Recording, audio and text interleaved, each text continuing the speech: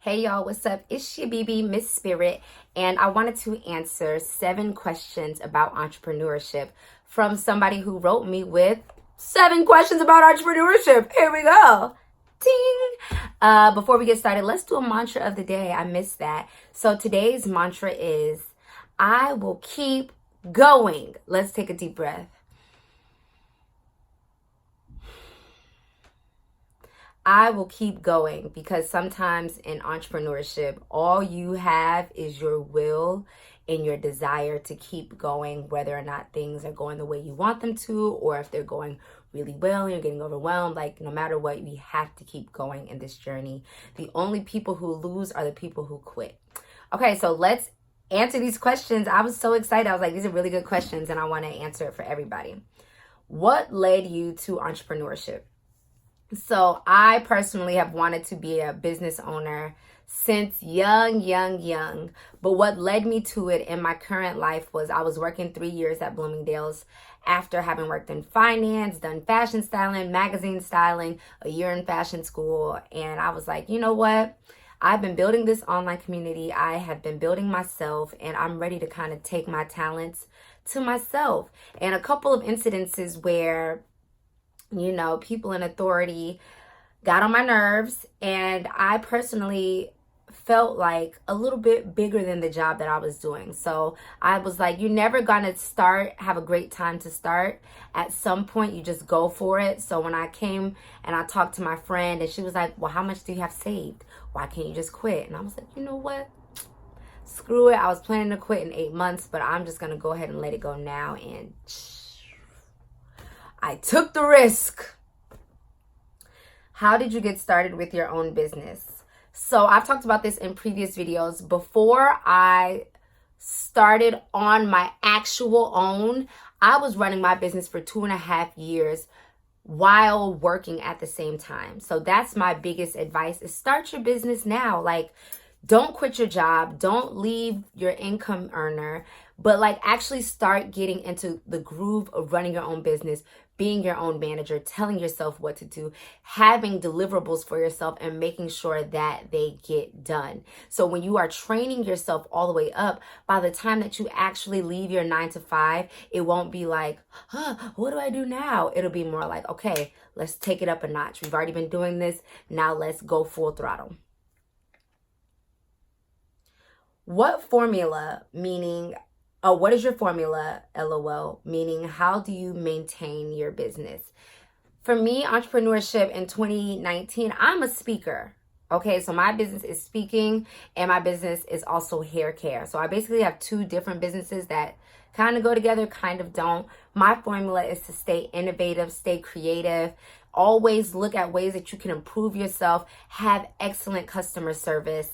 I started my business because people had been asking me for certain things that I had, aka the hair beads. That was the first thing I started on my own. As soon as I got out the gate, I already had a money plan. So I knew 6 months into entrepreneurship, I wanted to have this. 9 months into it, I want to have this. 12 months into it, I want to be at this place. And then 2 years, 3 years, I already had kind of a plan as to where I saw my business growing. Now, the best thing that you can do in entrepreneurship, and what I think is an amazing formula, is stay hungry, stay learning. Keep learning how businesses work. Get some mentors. I have 2 mentors now, people who have been there, done that, who are helping me. And be hungry for knowledge and apply. Keep taking those risks. See what works. If it works, keep it going. If it doesn't work, don't be afraid to pivot. I've had so many low moments in this journey where I'm like, dang, am I smart enough? But your first year on your own, even if you've been running it with your 9 to 5 alongside it, it's going to be tough. It's a learning curve. And I'm having to learn different things all the time, every day. So keep learning, stay hungry, stay innovative, and keep trying things out, because you never know what people are going to take to. Do you experience ups and downs with owning your own business? Oh, I just answered that. Yes. Sometimes I wake up and I'm like, yes, I'm an entrepreneur doing my thing. And other times I'm like, do I do anything? And in those times, it can feel kind of low. You got downs when that Friday show up and ain't no check rolling in. So you are responsible for every dollar, and you have to remember that it's not really a time for you to be like, I'm not going to do anything this week. It's like, oh no, you better get your hustle on real quick. So the ups and downs are understanding that all businesses have ups and downs. There are great months, great days, great moments. There are also times when things feel stale or like they're not moving. And that's why you got to stay hungry and innovative, creative, learning, thinking of new ideas and like ways to market yourself. So I take business courses all the time. I take marketing courses. I ask my mentor questions. I watch YouTube videos. I do my best to continuously feed my mind, because outside ideas influence you to think differently. And that way you can know like, okay, I'm in a down right now, but this is what I'm going to do to get myself out of it. What was your greatest accomplishment, and what was your biggest setback if you experienced any? Okay, so my greatest accomplishment for entrepreneurship has to be, okay, I have two businesses, so I'm giving two.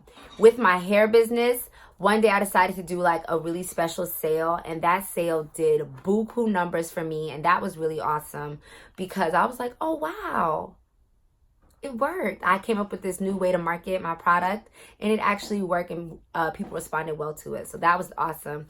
And with my speaking business, this year I booked two international trips. I had the pleasure of going on a Caribbean cruise as well as going to Mexico. And when I was on those trips, leading the meditations or speaking to people, it felt like I was really meant to be doing this. So those are going to be my biggest accomplishments. Like an idea I had, tried it, worked it, tried it, real liked it, it worked it.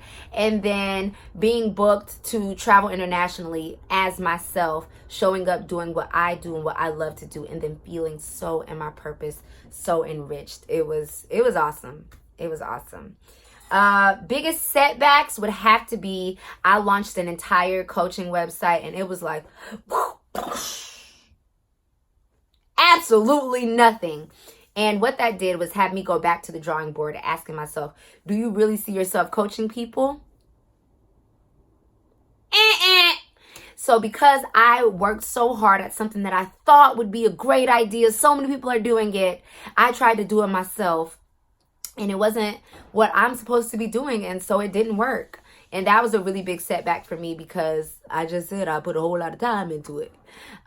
So, again, I just look back at it and say, what am I supposed to take from this?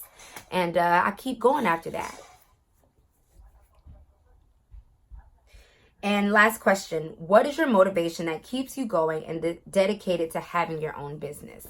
My motivation is that until my vision is complete, until my dreams are there, till you see my name in lights, I'm going to keep going. I've had this vision of myself and who I know I am since I was 11, 12 years old. I am an entertainer, a public speaker, and I am an intelligent, business savvy woman. So I'm going to keep going until the wheels fall off. If I have to take a part-time job so that I can funnel more money into my business, I don't mind doing it. I'm going to do whatever it takes to make my dreams come true, to make my visions come true. And that is why I share who I am and what I do with the world all the time. Because I'm like, if I can make these dreams come true, I let you see it, you can make your dreams come true too. Mwah.